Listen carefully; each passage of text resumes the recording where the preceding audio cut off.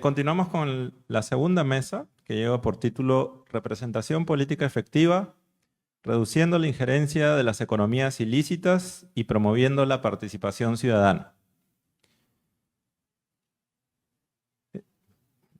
Tal como se dio en la primera mesa, iniciaremos con la proyección del video que plantea el contexto del tema. Por favor, con la proyección del video. El Perú atraviesa una de sus más grandes crisis de representación. En la actualidad, la aprobación de la ciudadanía a los poderes del Estado es una de las más bajas. Esto debido a los altos niveles de desconfianza ciudadana, fragmentación política y presencia de economías ilícitas. En este contexto, el país se prepara para su superciclo electoral 2026. Un proceso sin precedentes con una oferta de más de 40 partidos y cientos de candidaturas, como resultado de la eliminación de las elecciones primarias y el retorno a la bicameralidad del Congreso, aumentando la dificultad de lograr un voto informado. Digamos que la influencia política de estas economías tiene distintas capas. A nivel subnacional, es muy difícil que un alcalde, incluso un gobierno regional pueda hacer resistencia a la minería informal o ilícita cuando no hay alternativas productivas, cuando no hay otra actividad que pueda absorber tanta población, tantos trabajadores, que pueda generar tantos encadenamientos. Es muy difícil para una autoridad con pocos recursos, también bastante alejada del Estado central, decirle que no. Mientras más grande es la dependencia, menor será el poder de respuesta del Estado. Pero luego nosotros estamos viendo que mientras más se ha empoderado esta minería ilegal, formal, llámale como quieras, esto ha adquirido un carácter todavía mucho más poderoso, ¿no? Y sobre todo cuando tienen el fin de agrandar sus actividades, de escalar su capacidad de producción, necesitan establecer vínculos más fuertes con los políticos, ¿no es cierto? Esto se ha hecho a través de financiamiento de campañas, es lo que la evidencia nos dice, no a un partido o una ideología particular, sino a quien sea que pueda garantizar por lo menos la no implementación de la regulación. No se trata de personas en particular o ideologías, sino simplemente se trata de financiar la continuidad de las actividades económicas, ¿no? Por ello, es clave abordar la problemática del financiamiento de campañas y partidos políticos provenientes de fuentes desconocidas, ya que podría aumentar los riesgos de corrupción en el Estado e influir en la calidad de la representación política. Por otro lado, la pérdida de liderazgos en los movimientos regionales y la falta de representatividad de grupos como mujeres, jóvenes y poblaciones indígenas compromete la capacidad del Estado para responder a las demandas ciudadanas. Los que han ingresado ahora a la política, los nuevos partidos, son muchas veces vientres de alquiler, ¿no? Son gente que entra ya descaradamente a buscar pues algún beneficio personal, ¿no? Ya los altruismos que había en algunos casos en otra época son cada vez más escasos. Por el contrario, el deterioro de la política hace que mucha gente de buena voluntad ya no quiera entrar en política.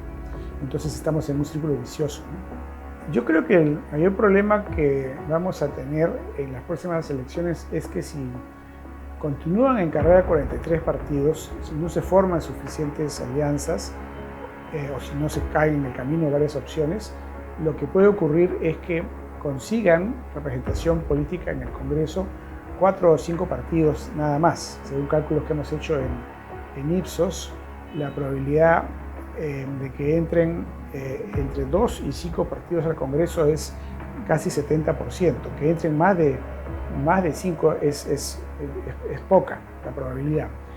Entonces, si eso ocurre, la gente que votó por los partidos que quedaron fuera, que van a ser pues casi el 90%, puede sentirse no representada por los partidos que sí han llegado a pasar la valla electoral. Eso puede ser una fuente de tensión y de molestia, ¿no? Claro, yo creo que hay consenso en los problemas, ¿no? La seguridad ciudadana, la corrupción, la economía, la educación, la salud.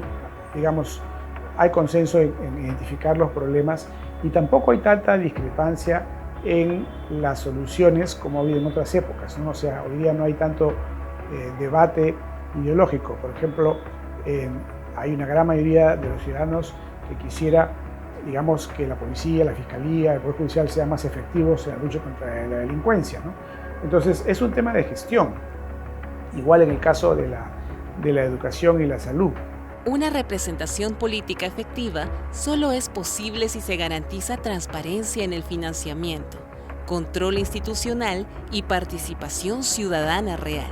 La principal forma de hacerle frente a que las organizaciones políticas no sean cooptadas o tomadas por poderes ilegales, ya sea extractivos, ya sea minería ilegal, deforestación, tala, pesca, hoja de coca, es participar en política.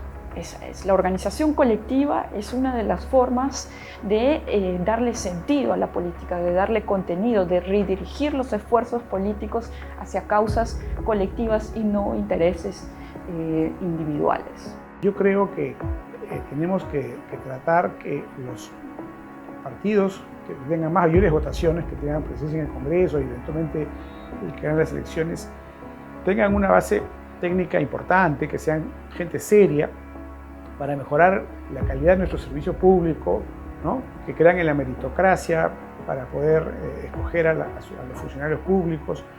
Nada más con eso ya estaríamos haciendo un gran avance, ¿no? Que el Estado funcione mejor. En ese sentido, promover mecanismos de rendición de cuentas y fomentar el involucramiento de la ciudadanía son pasos fundamentales. Por ello, Tejiendo Ciudadanía, Encuentros por el Perú, es un espacio para identificar y avanzar de manera conjunta y desde una mirada descentralizada sobre los principales desafíos del país.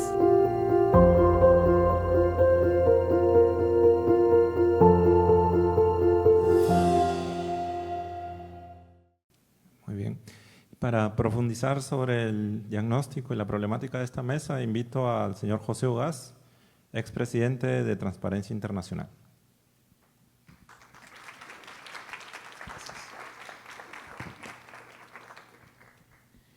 Muy buenas tardes. En primer término quisiera agradecer al Grupo Impulsor, al PNUD por esta invitación para estar en casa. Yo aquí me formé, aquí me gradué y en estos tiempos dicto el curso precisamente de Criminalidad Organizada en la Facultad de Derecho aquí al lado.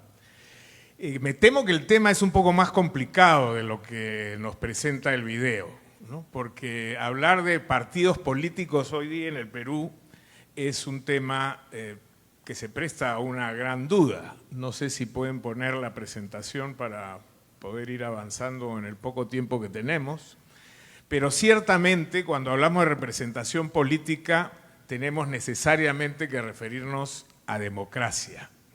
Y ahí es donde empiezan a surgir los primeros cuestionamientos. Por eso me parece importante que hablemos antes de la crisis de representación política, de la crisis de democracia que estamos viviendo en el país. Estas son algunas cifras del Latinobarómetro del año pasado que señala que solamente en el Perú el 44% de la población apoya la democracia, a un 30% de los pobladores le da lo mismo vivir bajo un régimen democrático o una dictadura, y solamente el 10% de los peruanos se siente satisfecho con el sistema democrático. Somos los últimos en la tabla conjuntamente con Bolivia. Esto nos pone en una situación muy precaria en materia, por supuesto, de defensa de la democracia y también de representación de este sistema. El 51% de nuestros compatriotas piensa que la democracia puede funcionar sin partidos, el 53% que puede funcionar sin Congreso y solamente el 9% de la población considera que en esta democracia en la que vivimos se gobierna para el pueblo, mientras que el 90% sostiene que es un gobierno para los más poderosos. Estamos hablando de un Perú ubicado en el primer puesto en esta materia, en el que claramente hay un convencimiento de que esta democracia es solamente utilitaria para los más poderosos. Y por eso un 83% responsabilizan a este sistema de la distribución injusta en la que vivimos. Esto claramente nos habla entonces no solamente de un problema de representación, sino un problema del marco en el que esa representación debe funcionar. Cualquier democracia que se respete tiene que tener una vía de representación política, pero a su vez debe garantizar que esa representación política pueda funcionar adecuadamente. Entonces estamos hablando de una crisis de doble vía. Por un lado, un Estado que debería garantizar una representación política adecuada, proveer de mecanismos y herramientas para que ésta funcione así, y sin embargo permite la afiliación de grupos con firmas falsas, no genera ningún tipo de sanción cuando se determina que esto ha ocurrido, no tiene la capacidad para poder fiscalizar la estructura de los partidos, el funcionamiento de sus locales, el que tengan planes de gobierno, etc. Hay un problema desde el Estado hacia la representación política, pero también hay un problema de la ciudadanía respecto de la representación política. Porque ¿cómo le podemos pedir a los ciudadanos que se esmeren, se esfuercen y crean en el valor de la representación política si solamente el 10% está satisfecho con este sistema y un 90% cree que es un sistema exclusivista para el beneficio de determinadas élites? Creo que ahí hay un problema que nos ubica en una situación bastante más compleja que el de la simple representación. Bueno, el mismo Latinobarómetro concluye en su informe del año pasado que después de estar midiendo ellos por 30 años los problemas de la región, han llegado a la conclusión de que en América Latina las democracias no se han consolidado como resulta evidente, y para ellos el elemento más visible de esa falta de consolidación democrática es que somos el continente más desigual del mundo, ¿no es cierto? No hay, y obviamente, ¿cómo le podemos pedir satisfacción a la gente, a la población, con un sistema que finalmente lo que genera es inequidad? Y esto va de la mano con un problema que sí tiene que ver específicamente con los problemas de representación a los que se han referido quienes han aparecido en el video, y es la debacle de los partidos políticos. Yo creo que es un acto de optimismo excesivo o desconexión con la realidad sostener que hoy tenemos partidos políticos en el Perú. Partidos políticos los de antes, el Partido Aprista Peruano, el Partido Comunista del Perú, la Democracia Cristiana, el PPC, Acción Popular, la anterior, no la que vemos hoy día en los medios de comunicación. Lo que tenemos ahora son grupos de intereses subalternos muy específicos que aprovechan ese vacío que han dejado los partidos políticos en su crisis, los partidos políticos tradicionales, y se han atomizado a través de estas juntas coyunturales que hacen que para cada elección tengamos en cada periodo, que antes eran de 5, pero ahora se acortan cada vez más, grupos que verán 18, después y ahora estamos con 43 organizaciones o grupos o agrupaciones de este tipo que pretenden asumir una posición de representación. Entonces, cuando se genera este vacío de representación política, evidentemente se llena con otros actores. Y aquí tenemos que hablar claramente entonces de la corrupción y el crimen organizado. Sobre la corrupción tenemos abundante información.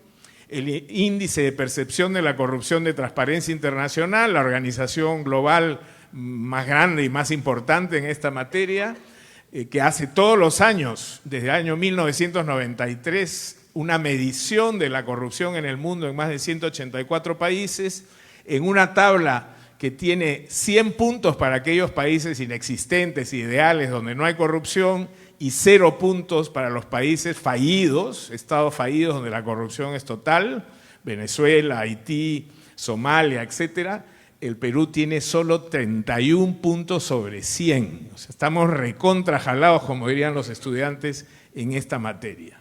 Y estamos estacionados ahí hace muchos años. Hemos subido 1 punto, bajado 2, pero ciertamente estamos en el tercio inferior de la tabla en materia de países con mayor percepción de corrupción. La Contraloría, que empezó a medir en términos de cifras más duras el problema de la corrupción hace algunos años, en el informe del año pasado ha establecido que se han gastado, se han desviado por la vía de la corrupción 24.268 millones de soles, es decir, más de aproximadamente 6.000 millones de dólares en un año para un país como el nuestro, que se han ido claramente a cualquier lugar que no es el que les corresponde. Esto implica un 12.7% del gasto público nacional. Es una barbaridad.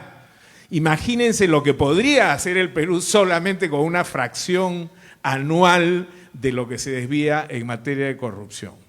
Y ya seguramente algunos dirán, pero me están hablando de investigaciones, pero lo cierto es que 18 de 25 gobernadores regionales, es decir, el 72%, estén sometidos a investigaciones de corrupción, que a nivel de gobiernos municipales, 34 de los 43 alcaldes de esta ciudad, es decir, el 79%, casi el 80% estén sometidos a investigaciones de corrupción, y que en el Perú los últimos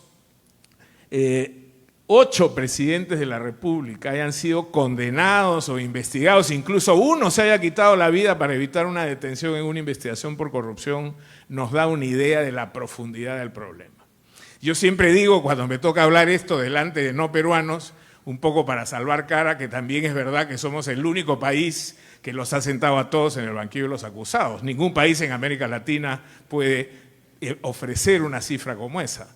Pero eso no nos quita la vergüenza de tener esta cantidad de presidentes involucrados a cargos de corrupción.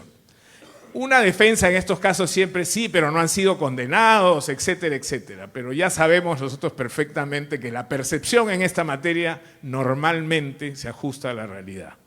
Entonces son cifras realmente espantosas en términos del deterioro que en materia de corrupción, para una democracia frágil y no sustentada por la convicción de sus ciudadanos de que es el sistema en el que quieren vivir, se puede convertir en una real tragedia como la que estamos pasando en este momento.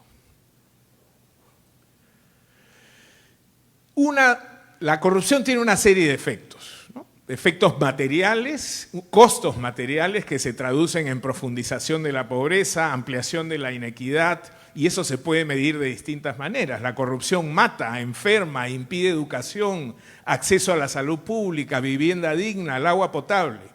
Pero también la corrupción tiene una serie de efectos inmateriales. Y el más grave de todos es el de la confianza. Esta mañana ya hemos escuchado desde el inicio que el problema de la confianza es un problema central en materia de representación política y por supuesto también de posibilidades de éxito en la lucha contra el crimen organizado y la corrupción. La corrupción va minando profundamente el tema de esta confianza al punto que solo el 10% de los peruanos confía en otros peruanos.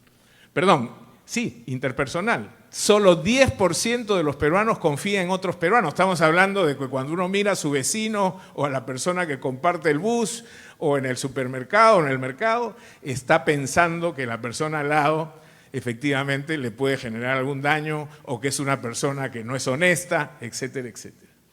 Y solo el 8% de los peruanos confía, y acá me incluyo, confiamos en su gobierno. Somos los últimos en la tabla de la región en esta materia. Solo el 2% de los peruanos, según la última encuesta, confía en la presidenta de la República, que viajará pronto al Vaticano y a malograrle la celebración al Papa probablemente. Solo el 3% de los peruanos confía en el Congreso y solo el 9% confía en los grupos políticos. Esto es un desastre. Entonces, ¿cómo podemos hablar de representación política cuando ni el 10% siquiera tenemos un mínimo de aproximación y respeto o nos sentimos legitimados respecto de estos grupos que pretenden acceder al poder? Ya se pasó la cifra en la conferencia anterior sobre el 8.2 sobre 10 en autopercepción. Así nos pensamos los peruanos, somos los que menor los que menor estima tenemos en la percepción de corrupción sobre nosotros mismos en la región. Ya no es que nos califiquen de afuera, sino que nosotros mismos nos sentimos hipercorruptos, 8.2 sobre 10. Y una prueba de esta falta de confianza y de credibilidad en el sistema es que, no sé si todos lo han notado, pero en una recientísima encuesta, cuando se le pregunta a la población qué es lo que pasó con Pedro Castillo, el 59% dicen que él es víctima de un golpe de Estado. Es decir, aquí no creemos en nada, a pesar de que hizo un golpe por televisión o lo intentó, que existe la evidencia, que está preso, que está siendo juzgado. Sin embargo, hay un sector amplio de la población, más de la mitad, que dice no, él es víctima de este sistema que solo favorece a los ricos, que no nos representa, etcétera, etcétera. Creo que es una cifra realmente penosa, que da una muestra de la dramática situación por la que estamos viviendo en este momento. Bueno, las cifras de las economías ilegales también son muy poco alentadoras. En el Perú se estima que las economías ilegales mueven entre 3 y 4% del Producto Bruto Interno, es decir, pueden llegar hasta casi 12.685 millones de dólares. Es decir, el doble de lo que se pierde en corrupción es movilizado en este tipo de economías. La minería ilegal ha prácticamente quintuplicado la economía del narcotráfico, y eso para un país que es principal productor de clorhidrato de cocaína o de hoja de coca es realmente preocupante. La trata de personas, 1.300, el tráfico de drogas ha sido desplazado a un tercer lugar, la tala ilegal, 880 millones, la extorsión, es decir, altísimos niveles de corrupción, autopercepción de ser un país altamente corrupto y encima con economías ilegales que movilizan cantidades tremendas de recursos que obviamente tienen un impacto en un país como el nuestro. Ya para terminar, cuando hablamos de economías ilegales, ¿de qué estamos hablando? Estamos hablando en principio de redes sumamente organizadas que tienen un objetivo. Inicialmente su objetivo fue históricamente enriquecerse y movilizar recursos. Luego se dieron cuenta que podían influenciar sobre las autoridades e infiltrarse a través de financiamiento y tener representantes sentados en distintas instancias del poder. Pero en los últimos tiempos se han preguntado ¿y por qué nosotros no tomamos directamente el control? Esto lo inauguró Pablo Escobar ya hace un tiempo atrás, cuando postuló al Congreso de Colombia y logró ingresar. Hoy tenemos sentado en la presidencia del Congreso a una persona que representa la minería ilegal y hace 2 días, y ayer lo han confirmado, un ministro de Transportes y Comunicaciones que es un representante de la minería ilegal.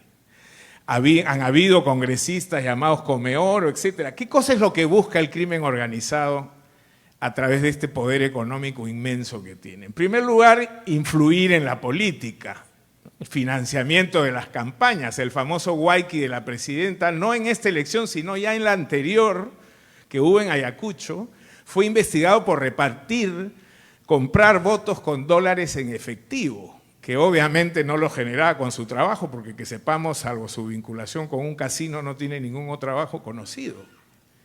Entonces, a través de la compra de votos, del financiamiento de campañas, de la infiltración en estos grupos aventureros de la política, el crimen organizado ha encontrado un terreno muy fértil. Porque al no existir partidos, no existir estructura partidaria, no existir meritocracia, y esto también pasaba con algunos partidos del pasado, ocupan posiciones preferentes en las elecciones quienes más pueden pagar por su puesto de candidato. Y entonces lo que tenemos es que se van llenando las cuotas políticas con dineros que provienen de estos mercados ilegales.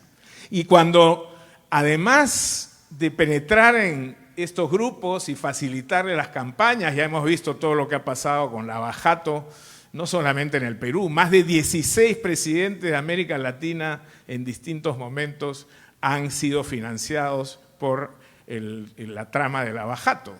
Evidentemente hay ahí una clara vocación persistente del crimen organizado en garantizarse un acceso a la política, pero cuando eso funciona, como les ha venido funcionando muy bien, va de la mano con otro mecanismo que es el de la compra de votos, ¿no? Hemos visto además que es una compra muy barata, pueden ser pelotas de plástico, 1 kilo de arroz, un sombrero, etcétera. No es un problema peruano ciertamente, pero aquí se agudiza porque se suma a otra circunstancia que hace que la infiltración de las economías ilegales en el mundo de la política sea muy fácil. Y cuando todo esto falla, y lo saben perfectamente quienes tienen que lidiar con espacios de representación política honestos en provincias, viene la violencia, la intimidación y, cómo no, a veces el asesinato. Entonces hemos pasado de una realidad de partidos políticos a una de grupos de interés coyuntural que no tienen democracia interna, que no apuestan por la meritocracia, que no tienen trayectoria y, por supuesto, mucho menos ideología. Y eso lo que ha dado lugar es a grupos de caciques, ¿no es cierto? ¿Qué cosa es Podemos sino un saco en el que se han juntado todos los corruptos y personas vinculadas a los negocios ilegales en los últimos tiempos? ¿O qué cosa es APP, hoy día aliado en el poder, sino el negocio de una familia, de una persona en particular, vinculada a estos esquemas de comercialización de la educación, donde además la educación se convierte en un fraude, ¿no? Porque los estándares, por eso desactivaron la SUNEDU, para no poder ser fiscalizados y poder trabajar en esos niveles. Entonces, tenemos cacicazgos donde la apuesta económica del crimen organizado encuentra a personas con brazos abiertos para poder crecer y llevar adelante los destinos de este país. Se ha mencionado hace un momento lo que realmente estamos viendo todos los días. La estrategia del crimen organizado pasa por 2 decisiones. Una es penetrar. ¿Cómo hacemos para entrar en estos espacios y ser nosotros los que de alguna manera representemos no los intereses de la población, no los destinos del país, sino nuestros propios intereses subalternos? Riqueza ilegal y, por supuesto, beneficiar a los que forman parte de nuestros grupos o a nuestro alrededor. Y se penetra a través de todo lo que he mencionado, los financiamientos de las campañas. Incluso hoy el crimen organizado forma grupos. Ya no solamente financia grupos existentes, sino que los promueve. Y eso hace entonces que la oferta criminal política de nuestro país sea muy alta. Y el segundo elemento de la estrategia es tomar control. Y al hablar de tomar control estamos hablando de la minería ilegal, las mafias del transporte, el crimen organizado, y hay una lista muy larga de las leyes que se han venido dando en los últimos tiempos en favorecimiento de la criminalidad organizada. La neutralización de la colaboración eficaz, el cambio de la estructura de la ley de crimen organizado, 55 delitos han quedado fuera de la lista de crimen organizado, y entre ellos el 90% de los delitos de corrupción. Si esto no es protegerse desde el Congreso para cuando les toque el momento de enfrentar la justicia, ¿qué es? Leyes que favorecen el reinfo, que le han quitado la dirección de la investigación asignada constitucionalmente a la Fiscalía, que nos tuvieron sin detención, sin flagrancia por más de 3 meses, que ahora han dado una ley anti-ONG precisamente para evitar la fiscalización y procesamiento, etcétera. Entonces, estamos en una situación en la que han confluido estas 2 situaciones y donde claramente el crimen organizado encuentra un terreno fértil para penetrar y controlar. ¿Qué podemos hacer frente a esto? Bueno, hay mucha discusión y hemos escuchado varias cosas en el panel previo. Yo creo que si no se piensa, y es un concepto que ya se ha repetido varias veces esta mañana, en una estrategia integrada, coordinada, donde todos los actores relevantes sanos del Estado y de la sociedad civil puedan confluir, la cosa es complicada. Y ahí tenemos que pensar en actos de prevención, hay que elevar la valla para los políticos, hubo un intento de reforma electoral que ha quedado en el vacío, fiscalización del financiamiento, sanción con la separación de ¿Cómo puede ser que nos vayamos a una elección en pocos meses donde sabemos todos que un alto porcentaje de quienes van a postular han llegado con firmas falsas? Y sin embargo el sistema no tiene la capacidad de reaccionar. Todos dicen, bueno, ya no se puede hacer nada, porque no tuvimos la capacidad de detectarlos y una reforma electoral. Una democracia no puede funcionar así, tiene que encontrar la manera de poder prevenir y apostar por la meritocracia, por la democracia interna, las elecciones primarias que también nos robaron, impidiendo las PASO, etc. Hay que apostar por los sistemas de control en el financiamiento, la integridad de los candidatos. Hay que, por supuesto, mantener o envigorizar los sistemas de sanción, no solamente con multas, que además nunca cobramos, sino con la inhabilitación y la separación de este tipo de grupos o personas. Y por supuesto hay que apostar por una participación ciudadana, como ya se ha dicho, en la que además hay una responsabilidad del votante. No todo el problema está del lado del crimen organizado y de la corrupción. Todos tenemos algo que ver aquí. Claro, como no hay afección por la democracia, la gente muchas veces o no vota o vota sin conciencia. Hemos visto campañas en las que se ha demostrado públicamente que candidatos tienen 10, 15, 20 investigaciones como antecedente y sin embargo la gente sigue votando. ¿Por qué votamos así? Ese es un problema que tenemos que resolver con mejor educación, mayor información y con movilización ciudadana. Muchas gracias.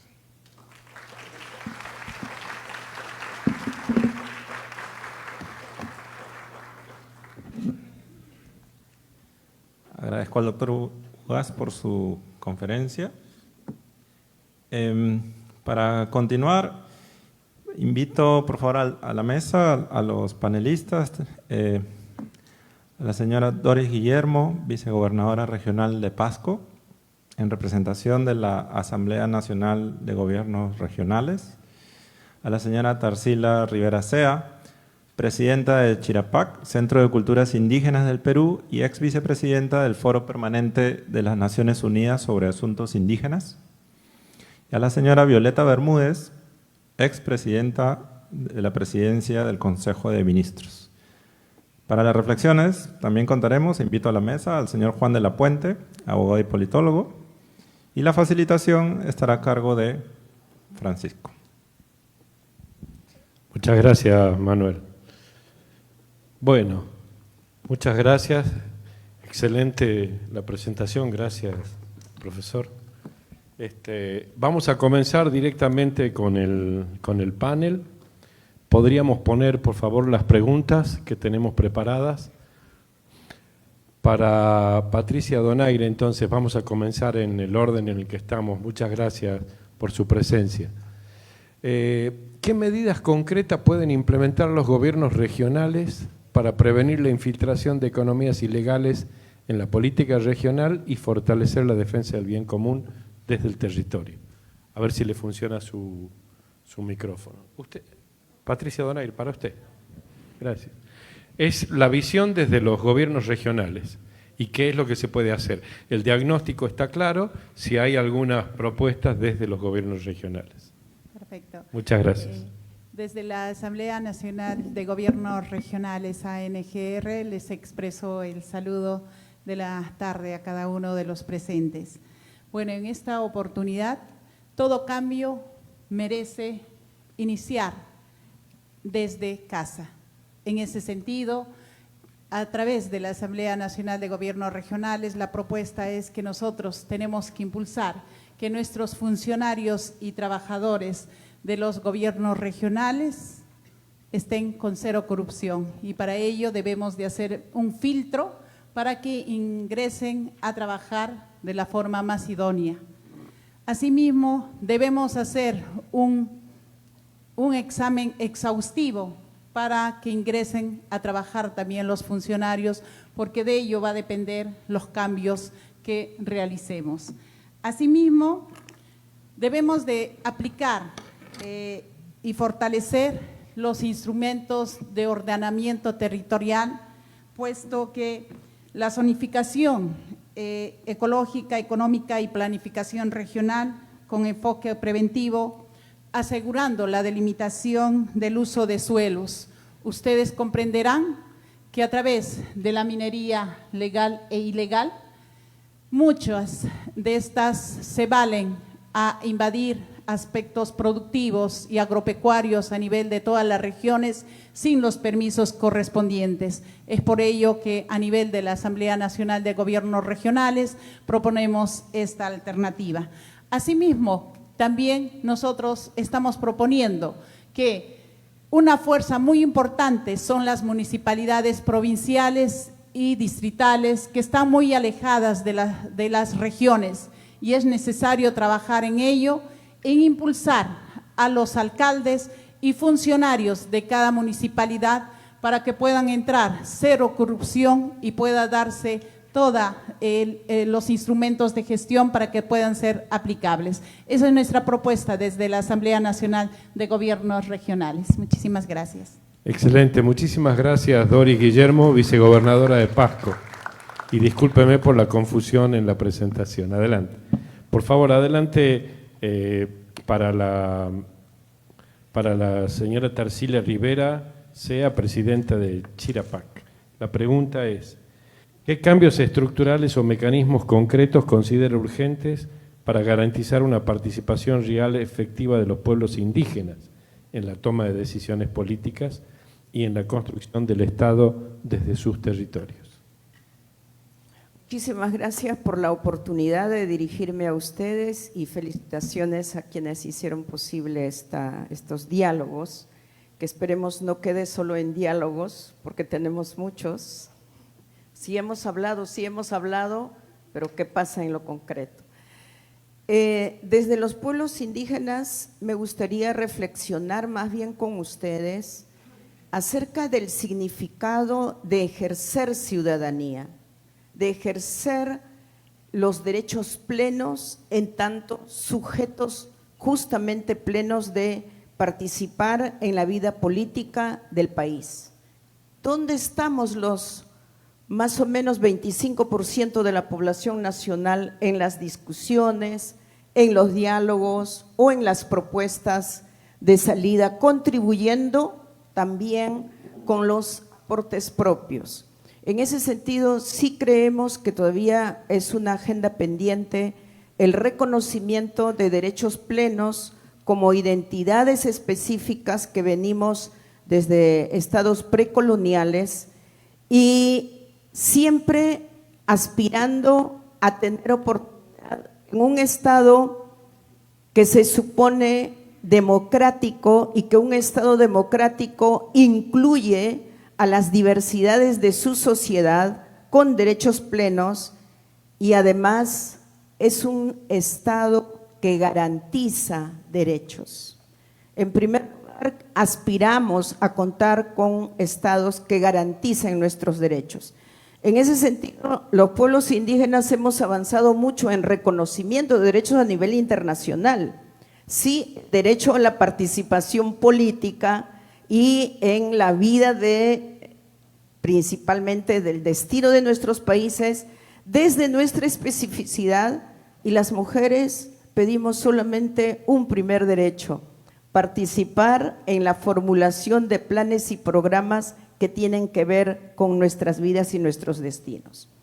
Ahora bien, dentro de ello vemos cómo el sistema democrático, en vez de darnos confianza, seguridad y abrir un horizonte en el que nuestros derechos se reconozcan y se respeten, pues estamos escuchando mucho acerca de la crisis del sistema, crisis de la democracia, crisis en todo, pero hay un aspecto que nosotros no estamos incluyendo en esta discusión, que venimos de sociedades todavía totalmente fragmentadas, donde lamentablemente el estatus de las personas define qué silla le toca, y tenemos que romper, erradicar con estos prejuicios que vienen justamente desde la constitución de nuestros estados, en el que algunos tienen espacio, algunos tienen reconocimiento, algunos tienen voz, y hay un gran sector que todavía no tiene voz ni voto.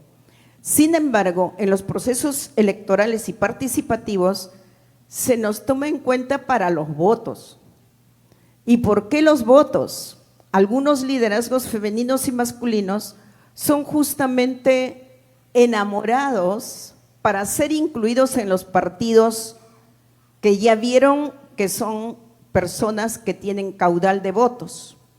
Y luego, como no hemos tenido una formación completa en lo que significa ser sujetos de derecho pleno y cómo es que nuestro voto tiene un gran valor para cuando se va a elegir a alguien que va a dirigir los destinos del Estado, pues, ¿qué hacemos?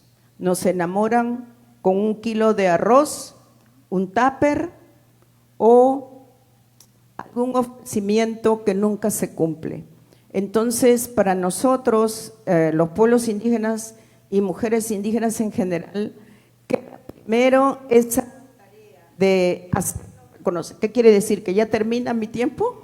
No, se le estaba cortando. O sea, se ha asustado el micrófono. Queda mirar en nuestra Constitución si los pueblos indígenas estamos reconocidos en nuestros derechos plenos. Y ahí vamos a uno de los derechos más importantes que tiene que ver con lo colectivo, el derecho al territorio.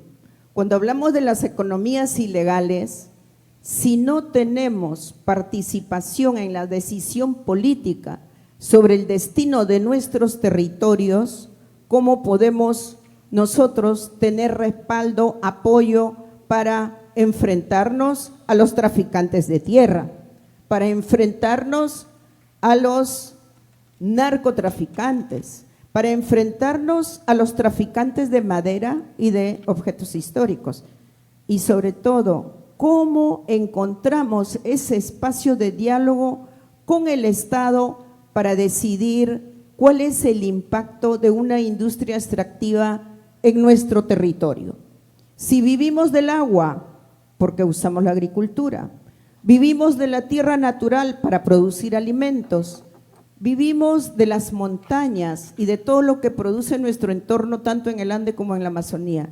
Si no participamos en esos espacios de decisión para generar economía monetaria y generar una vida digna, no solo para nuestra generación, sino para las futuras, pues estamos todavía pendientes para hablar de participación política. ¿Me está diciendo que ya pasó el tiempo?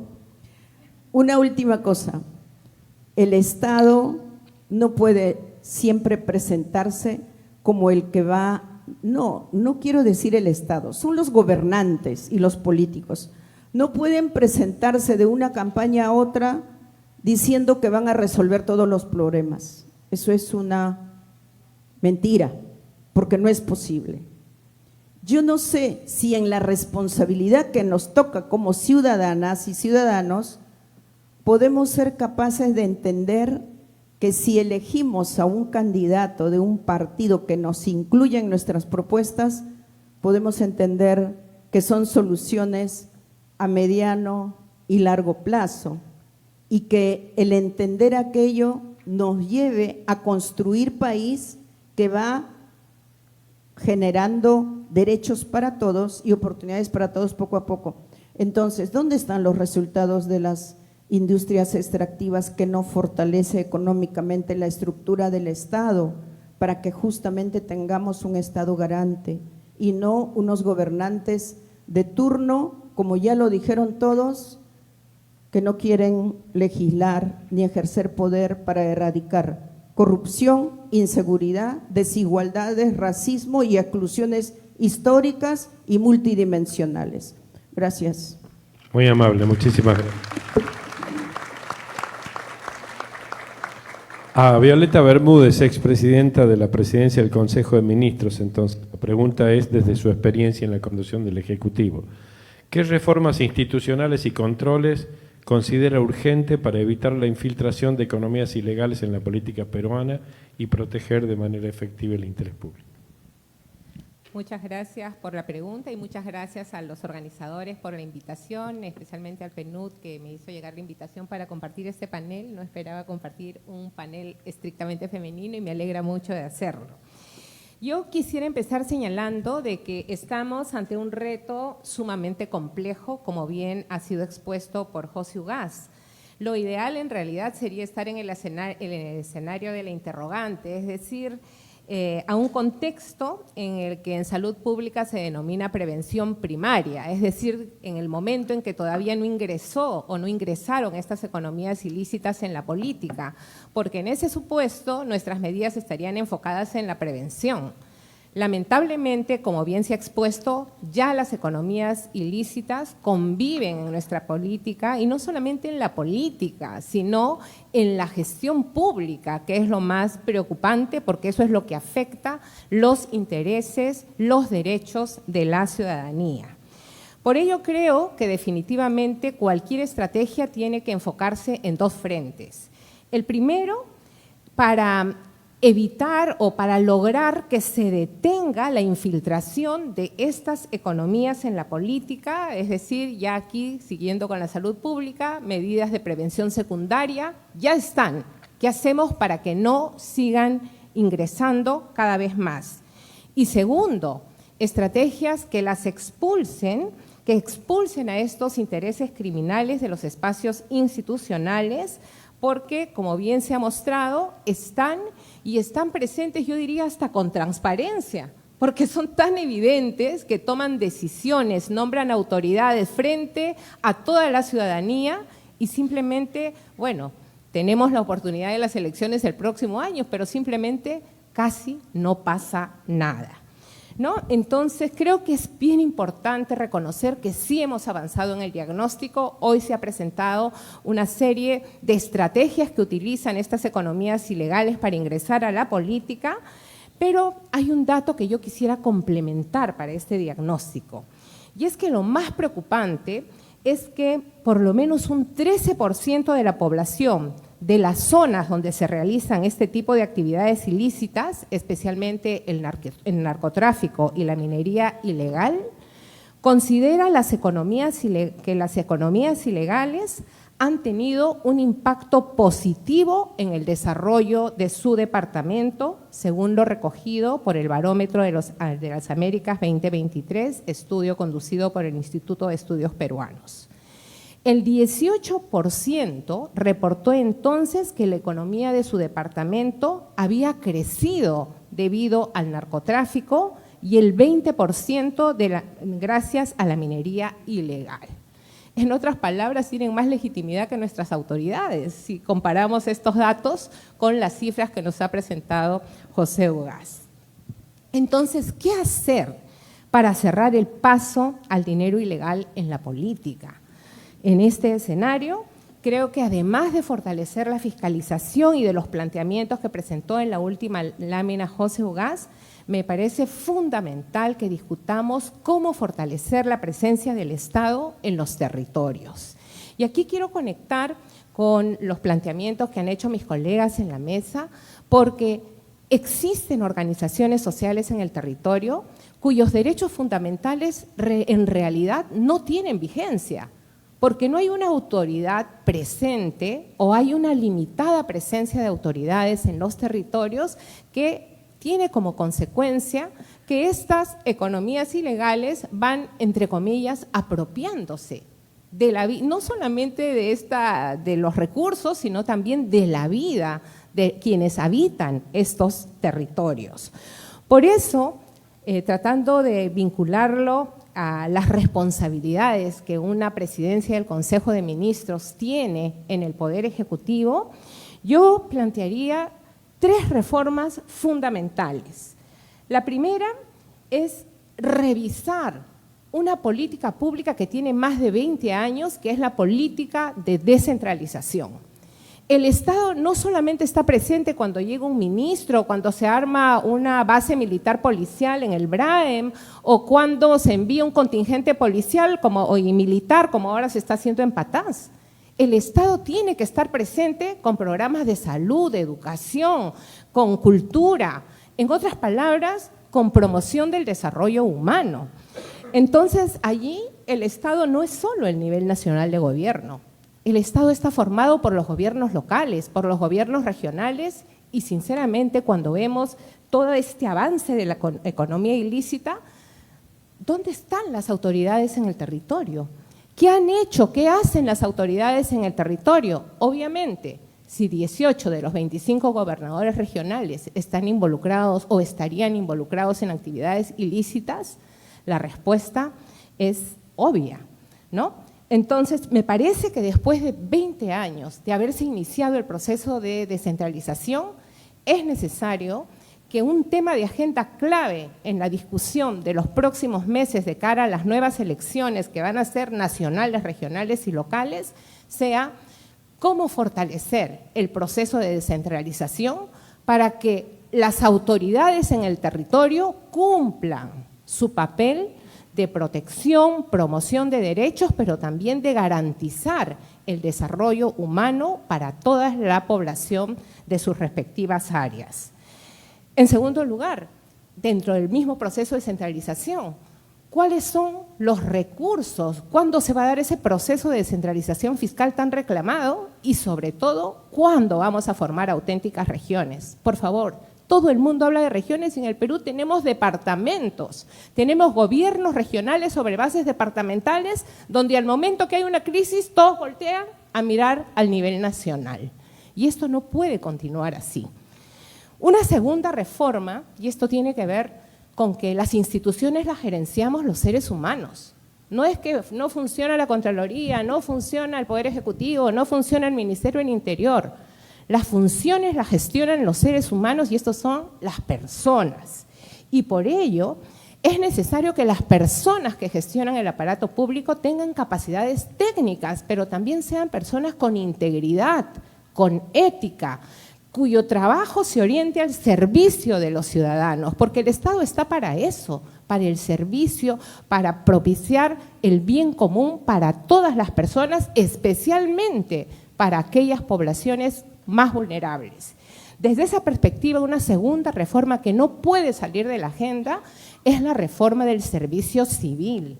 A las economías ilícitas les conviene que no haya el servicio civil. Yo creo que es la política más odiada, y acá veo a Yaneyri Boyer, que fue nuestra presidenta ejecutiva de Servir durante el gobierno de transición, cómo dejamos todo listo, hasta la proyección presupuestaria, para que en 5 años, o sea, el próximo año, todo el aparato público esté compuesto por servicio civil en base a la meritocracia. Sin embargo, en lugar de avanzar, se ha desdibujado toda esta propuesta que ha recibido mucha inversión de la cooperación internacional, mucha inversión de técnicos expertos internacionales y nacionales, de la OCDE. Me parece que ese segundo tema de agenda es fundamental, porque a la corrupción, a las economías ilícitas, les conviene que esas plazas no estén basadas en la meritocracia, para llenarlos no solamente de gente inexperta, que finalmente ganando experiencia de repente pueda hacer algo más o menos, sino para llenarlo de gente vinculada a las actividades ilícitas. ¿Para qué?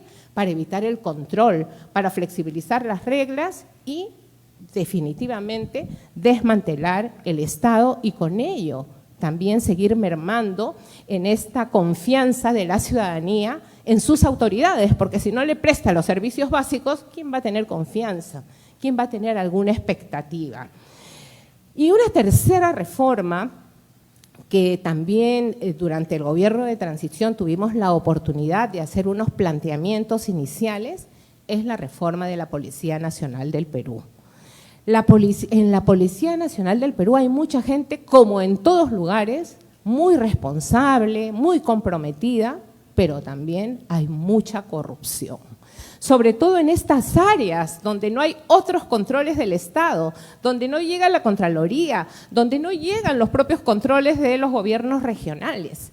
Entonces, es importante, como se dice comúnmente, tomar el toro por las astas.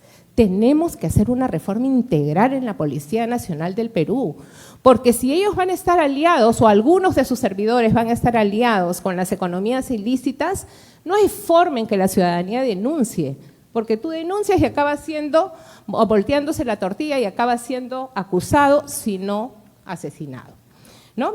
Entonces, para complementar estas reformas, la vigilancia y control ciudadano es fundamental.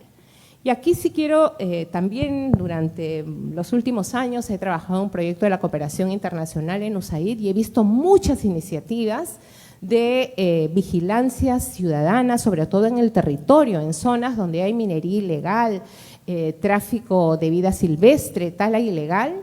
Sin embargo, también he apreciado que mucha de esta vigilancia está desarticulada.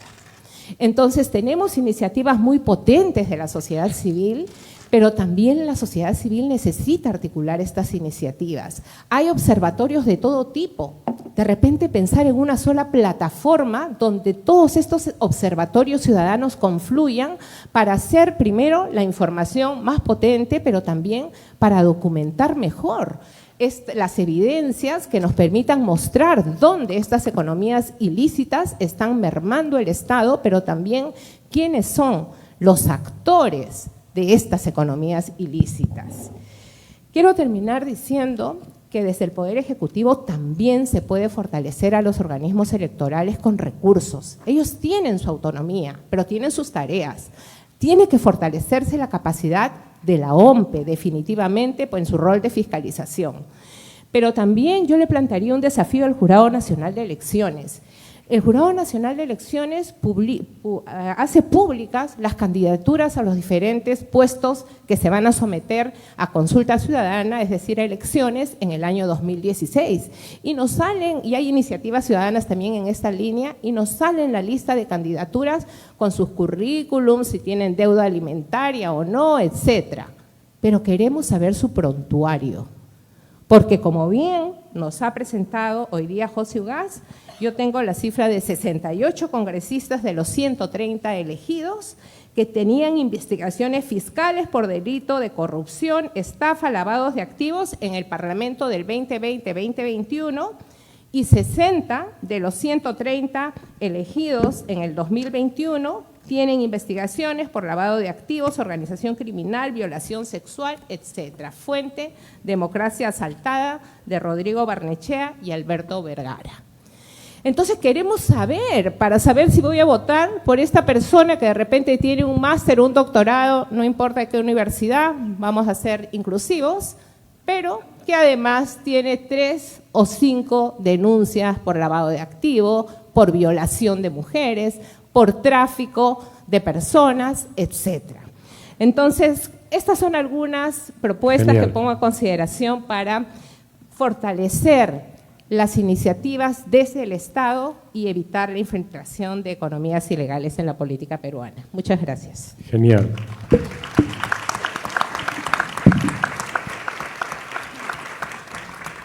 Bueno, excelente. Vamos a… Muchísimas gracias y muchas gracias por la brevedad y la precisión en las presentaciones. Vamos a pasar a la participación del público. Voy a pedir que pongamos de nuevo, igual que en el panel anterior, el Mentimeter, para que con el código, con el QR, ustedes puedan participar.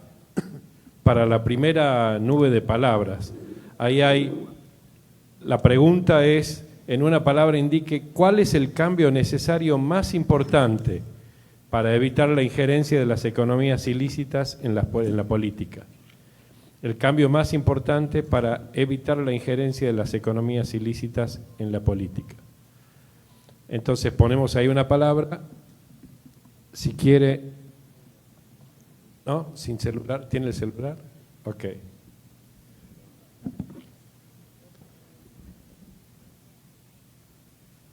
A ver si funciona, ¿les está funcionando? Sí. Ok.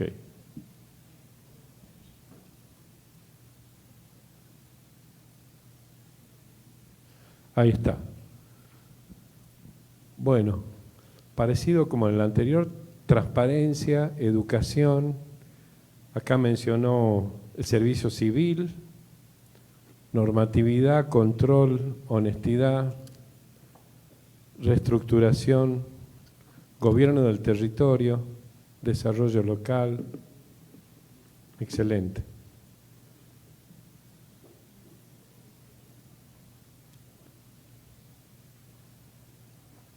Transparencia. Transparencia incluye acceso a la información. Ok. Bueno, Perfecto. Igual que en el panel anterior, y estamos medio corriendo porque estamos un poco tarde, voy a pedir, vamos a poner el micrófono al medio y todas las personas que quieran, todas no, hasta 10 personas que quieran hacer uso de la palabra, 1 minuto, 1 minuto y medio, vamos a escucharlos. Quiero decir que se han hecho 4 talleres de jóvenes antes de este encuentro, que los jóvenes han trabajado estos mismos temas y que varios de ellos están acá y con el mandato de presentar sus inquietudes y sus contribuciones. Por eso tenemos esta línea de jóvenes acá. Bienvenidos. Pero basta, suficiente, está muy bien. Ya estamos. Tenemos que controlarnos con el tiempo. Bueno, entonces, de nuevo, muchísimas gracias por participar y por favor les agradezco que se presenten y que sean muy breves y precisos. Adelante. Hola, ¿qué tal? Buenas tardes. Nuevamente me presento, mi nombre es Jesús Nazario, soy activista por los derechos humanos y persona con discapacidad. Por favor, les pediría que con el tema del tiempo me avisaran, porque lo veo muy borroso, así que agradecería bastante eso. Hablar de participación política y ciudadana en materia de juventudes, y justamente cuando escuchaba a la representante del Chiratpat me hacía hincapié algo, ¿no? Incluir forma diversa, incluir a todos, a todas y todes, incluir a las juventudes, incluir a las poblaciones indígenas, incluir a las personas con discapacidad en una participación ciudadana activa y real. La participación de personas con discapacidad hoy por hoy en el Perú es simplemente, como diríamos de forma muy criolla, un saludo a la bandera. No se nos integra como debería de ser. Estos espacios de escucha son muy importantes para nosotros, nosotras y nosotros, para poder empoderarnos y generar esa autonomía que requerimos como personas con discapacidad al momento de participar en política. Es importante incidir de forma integral. La participación ciudadana, la resolución de conflictos, el hecho de hacer verdaderamente política y de recuperar la confianza en los partidos políticos, es algo que deben hacer desde los jóvenes. Nosotros como juventudes trabajamos en diversas iniciativas, en diversos proyectos, pero estos proyectos muchas veces se ven postergados por las mismas autoridades. Hoy por hoy la ley AXI es un golpe para las juventudes, para los jóvenes activistas, porque nos perjudica, no podemos generar nuestras iniciativas, y otras cosas que son muy importantes tener en cuenta.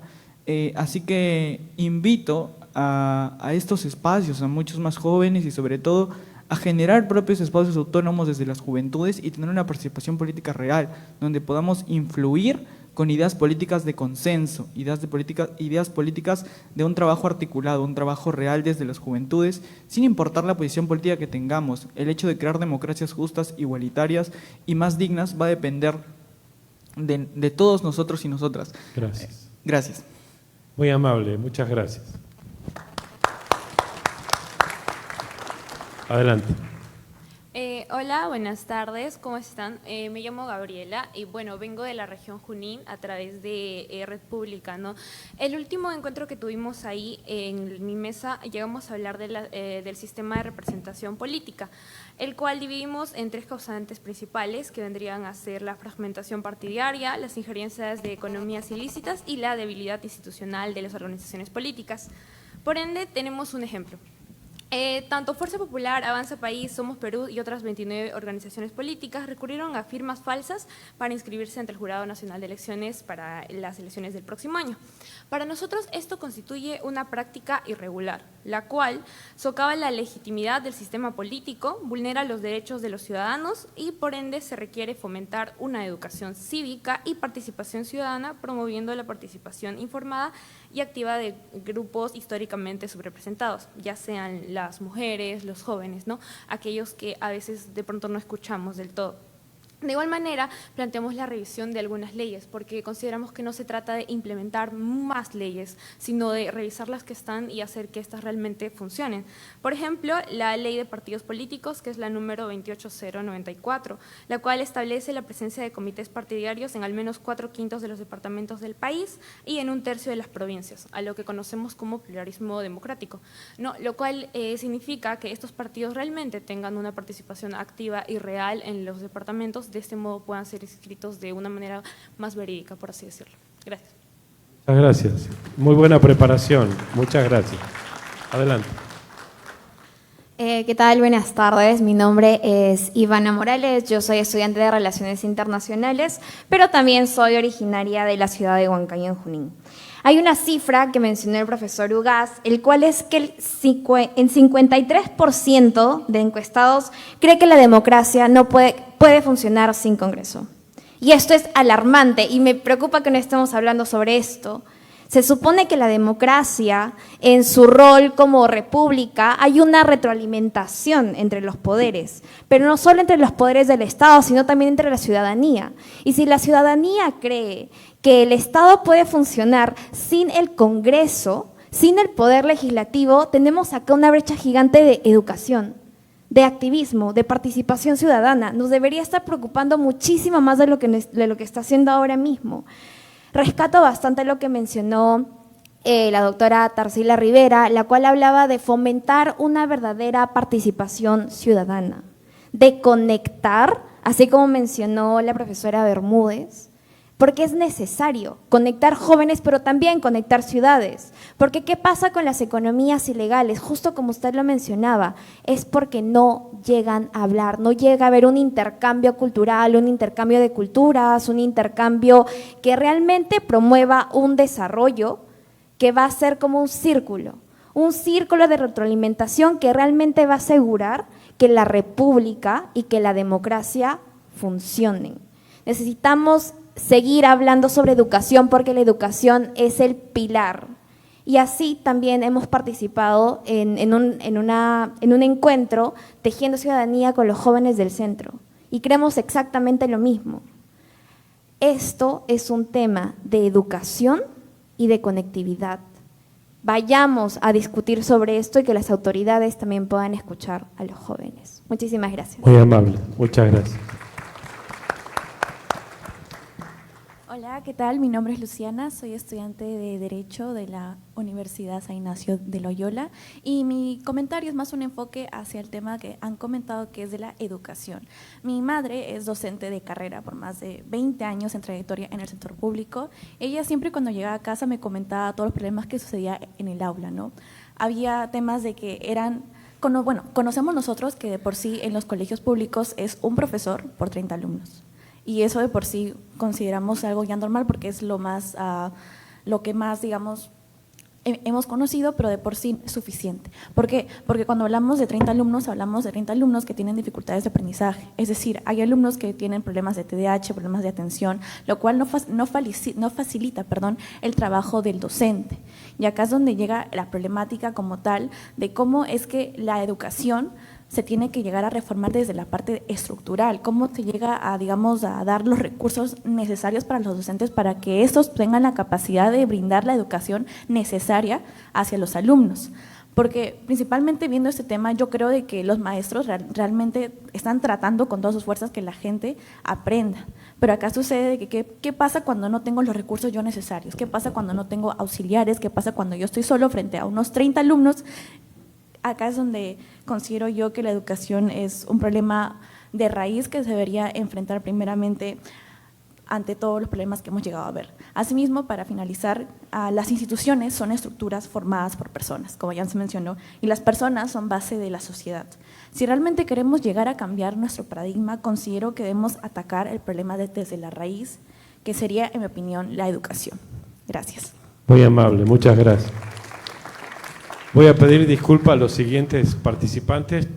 Tenemos una fila larga. Les voy a pedir, por favor, que sean lo más concretos posibles y breves. Adelante. Ya, bueno, soy estudiante de la Universidad San Ignacio de Loyola. Mi nombre es Junior y quería acotar este tema de que mira, tenemos 130 congresistas para 33 millones de peruanos. ¿No les parece que no se puede representar de manera concreta y precisa a la ciudadanía? ¿Cómo es posible que 130 congresistas nada más sean los representantes de 33 millones de personas? O sea, no es posible que hablemos de que el Estado debe de solucionar las cosas si es que no podemos participar y no podemos vernos reflejados con nuestros representantes. Ahora van a poner una Cámara nueva con 60 representantes más, pero me parece muy poco para 130 millones de personas. Eso podría haber pasado hace años, pero la población peruana ha crecido. Ya es más, no es como antes que era 25 millones o por ese nivel.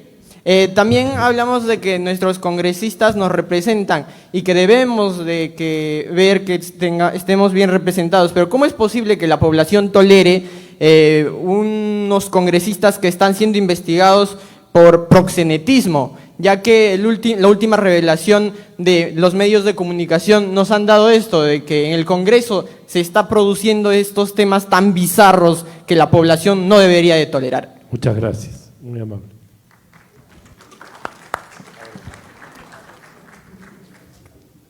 Adelante. ¿Qué tal? Buenas tardes con todos. Felicitar primero a la mesa y los comentarios del resto de participantes.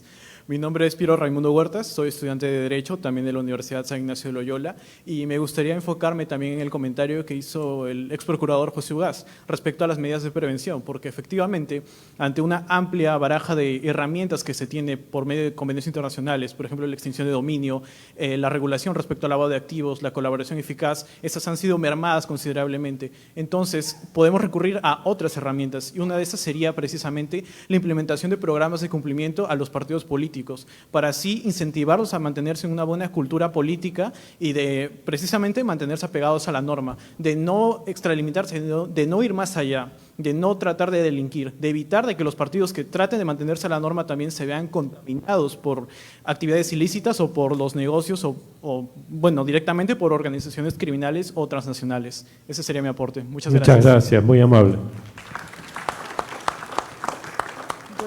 Mi nombre es Elvira Raffo, soy activista en derechos humanos. Para Violeta Bermúdez, los que apostamos por la descentralización hace más de 20 años, apostamos por ella en la medida que pensábamos que era la forma de generar desarrollo, como tú has mencionado. Sin embargo, la percepción que tengo es que está fracasado, lastimosamente, ¿no?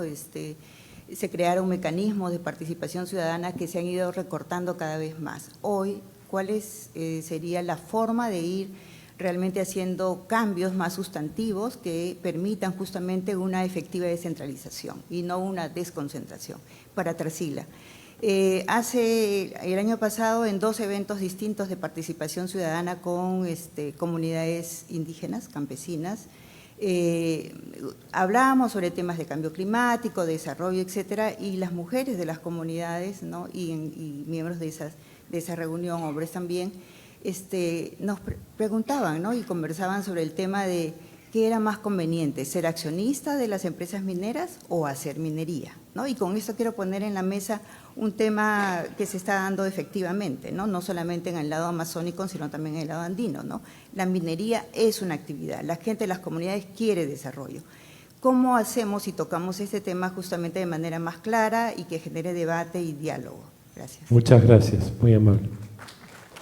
Hola a todos y todas, mi nombre es Gruber Vargas, soy secretario general de Juventud, Política y Desarrollo, y muy bien hablamos de participación ciudadana, ¿no? Pero sin embargo las juventudes en su diversidad y en las regiones sentimos que nuestras voces no son escuchadas o simplemente escuchadas pero no accionadas, ¿no?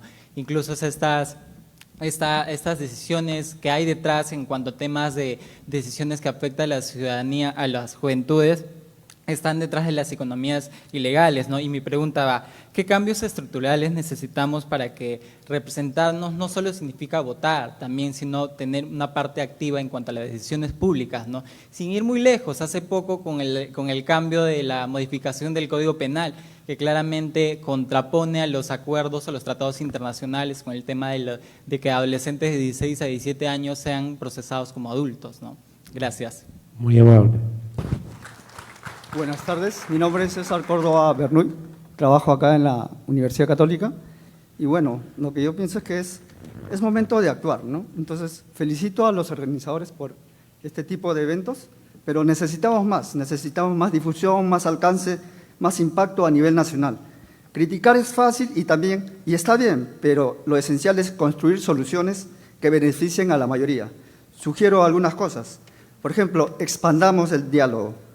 Por ejemplo, yo lo que sugiero es que necesitamos un programa de televisión que de repente podría ser financiado por el PNUD, en el cual se traten problemas, ¿no?, sociales, sobre todo, y en el cual se planteen, ¿no?, alternativas de solución, ¿no?, y válidas, ¿no?, en la cual participen los ciudadanos, las universidades, expertos, ¿no?, que se haga de manera semanal, ¿no? Y también, por ejemplo, están próximas las elecciones y necesitamos transparencia en las elecciones. Entonces, un espacio de televisión como el que sugiero podría servir para que los partidos presenten sus planes, transparenten quiénes son los que lo respaldan y expliquen cómo pretenden transformar nuestro país, ¿no? Entonces, necesitamos conocerlos, porque a veces están financiados por entidades oscuras que necesitamos conocer, ¿no? Entonces, gracias. Otra cosa importante es que recuperemos los valores, la educación, los principios son la base de la sociedad. Sin ellos las necesitamos para un futuro prometedor. Bueno, gracias. Muy amable, muchas gracias. Bien, mi nombre es Yaneiri Boyer Carreras, soy profesora de esta casa de estudios. Agradezco por este espacio, es riquísimo. Dos temas puntuales. El primero de ellos es que ratifico lo que mencionó Violeta en su intervención, la necesidad de exigirle a los partidos políticos que pongan en agenda un servicio civil meritocrático, porque solo un servicio civil meritocrático puede resistir los embates de la corrupción, que además sea inclusivo, que atraiga talento joven, que atraiga talento diverso, para que pueda realmente la administración pública reflejar las necesidades de la población en todo el territorio. Y un segundo punto que creo importante para Juan de la Puente, que justo va a intervenir. En un contexto como este, estamos planteando muchas propuestas que en un contexto de un Estado democrático que funcione podrían ser viables.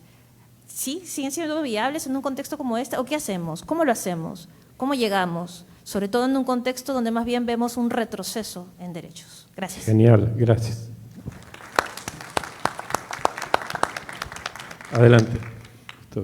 Muy buenas tardes, soy Lourdes Medina Morales, directora de la Oficina de Cooperación y Relaciones Internacionales de la Universidad Nacional de San Cristóbal de Huamanga. Agradecer al panel de lujo de este día 1 de esta iniciativa Construcción de Paz impulsada por el PNUD y financiada por la Unión Europea, que también he podido contribuir en lo poco representando a mi universidad. Con relación a lo que se ha tratado el día de hoy, creo que todos estamos coincidiendo en el tema prevención, en el tema educación. Pero cuando hablamos de educación, ¿qué se hace por la universidad pública desde el Estado? Hay ausencia plena del Estado porque simplemente no tenemos posibilidad de financiar infraestructura, el apoyo logístico, hay insatisfacción de los estudiantes. Y cuando hablamos del servicio civil, lamentablemente lo tengo que decir, desde el 2014 se creó, pero hay personal de la administración pública descontenta totalmente. ¿Por qué? Porque ganan entre 1.500 a 2.500 soles, a diferencia de los que sí habrían calificado como servidores civiles plenos o gerentes públicos con 12.000 soles. Entonces, ¿cómo se trata a las universidades públicas? Jamás lo han podido implementar. Entonces, necesitamos una reforma total en ese caso. Muchas gracias. Muy amable. Buenas tardes, muchas gracias. Mi nombre es Josué Valera de la organización Cero Estigma. En este espacio hemos tenido la oportunidad de observar datos diagnósticos muy valiosos y eso de manera particular me deja con la sensación de que hay dificultades que ya han sido identificadas. Sin embargo, también me deja con la pregunta, ¿dónde están las acciones reales de estos problemas? Y estamos incluyendo a todos los actores necesarios para esta solución. Con esto quiero rescatar lo que la representante de la comunidad indígena citó. No podemos creer que los problemas se van a solucionar de un día a otro. Sin embargo, en mi opinión, estos serían promesas utópicas. Quienes estamos presentes acá, también me gustaría que lo reflexionáramos en este espacio, no llegamos a hacer una representación equilibrada de las personas afectadas por los problemas identificados. Me disculpo, pero de antemano me deja de momentos con la percepción que quienes estamos acá hemos tenido acceso a la educación y probablemente tenemos recursos económicos para trasladarnos a este espacio. En conclusión, necesito que estos espacios sean acercados a quienes recurrentemente se quedan atrás y tienen una gran desafección política y no necesariamente desde la partidaria. Muchas gracias. Muy amable. Ante todo, quiero felicitar al panel de mujeres líderes que hoy día con su poderosa voz nos inspiran y motivan a seguir luchando por nuestros derechos.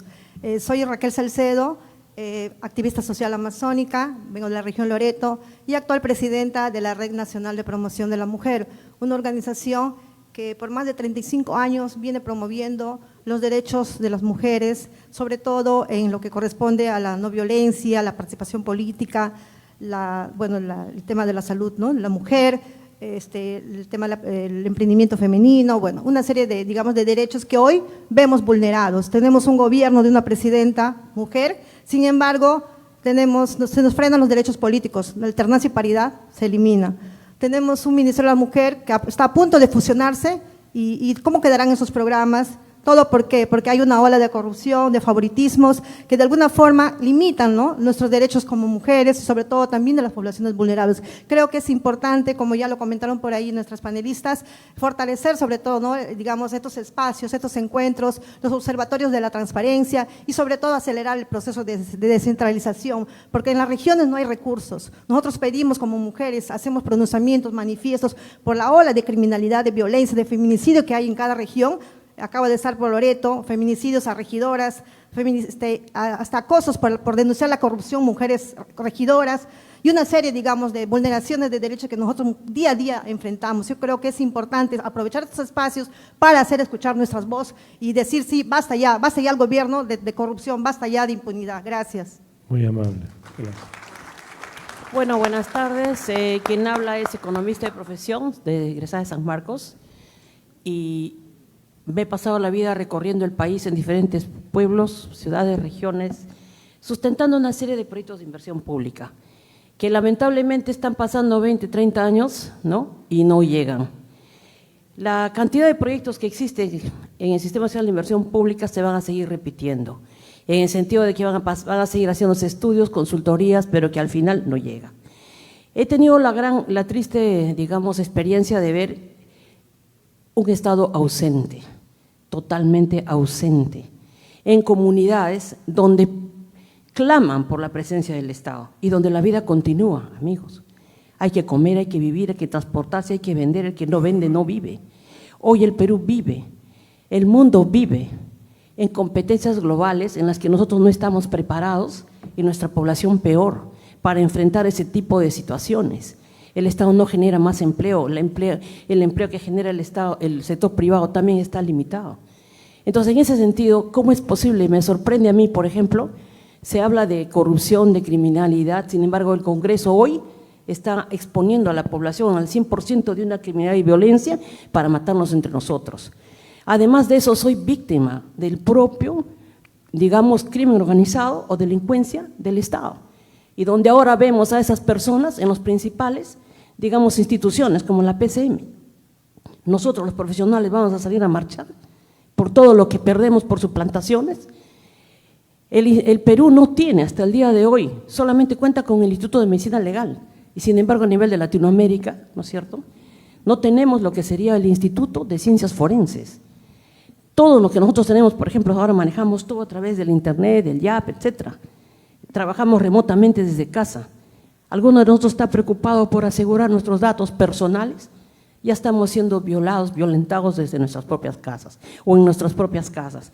Entonces, en ese sentido, yo sugiero que aquí el responsable es el Estado. Su ausencia y el mantener en la propia PCM, no voy a decir nombres, pero en la propia PCM y en las principales entidades del Estado, a personas delincuentes. Yo lamento tener que decirlo, pero es que no podía esperar más, porque los profesionales también nos hacemos con trabajo. Y grabémonos esto, el que no vende, no vive. Un partido político no vende nada más que ilusiones. ¿De dónde tiene la plata para poder llegar y hacer tanta propaganda y tanta campaña? Por Dios santo, si todo cuesta, hasta el ocio cuesta, descansar, dormir cuesta. El que no aprende a vender, no vive, señores. Soy amante de la inversión privada, pero a la inversión privada también hay que exigirle competitividad. Gracias. Muy amable.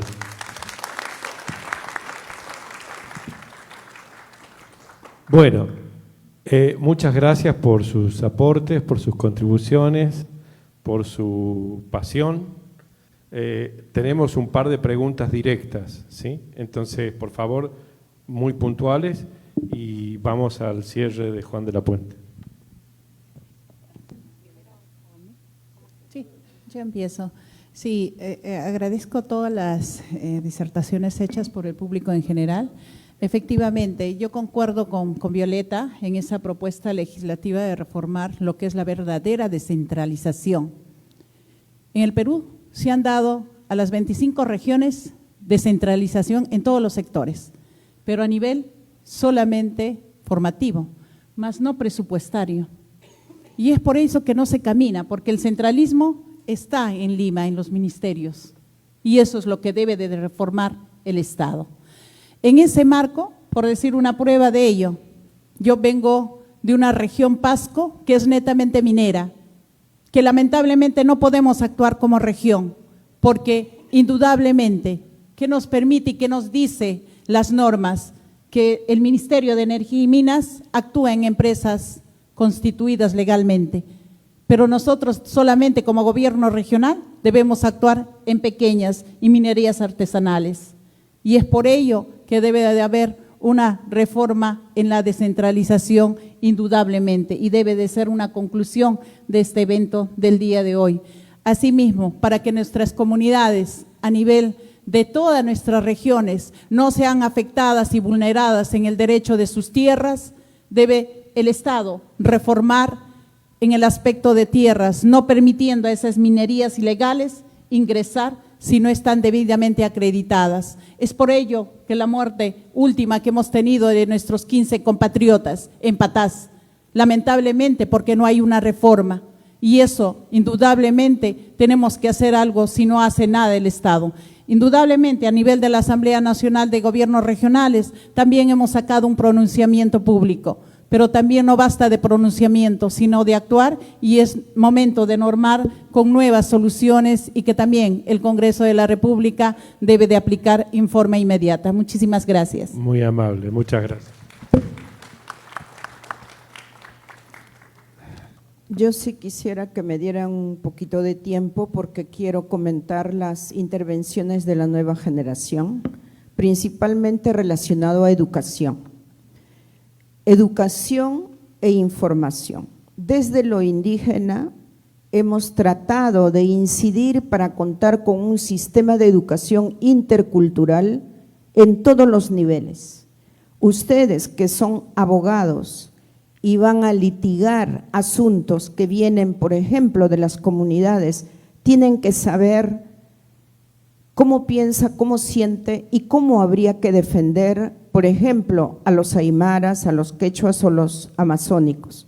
Si están al margen de lo que es la diversidad cultural, étnica de nuestro país y lingüística, pues solo están siendo educados para un sector. Ahí empieza una de las primeras barreras.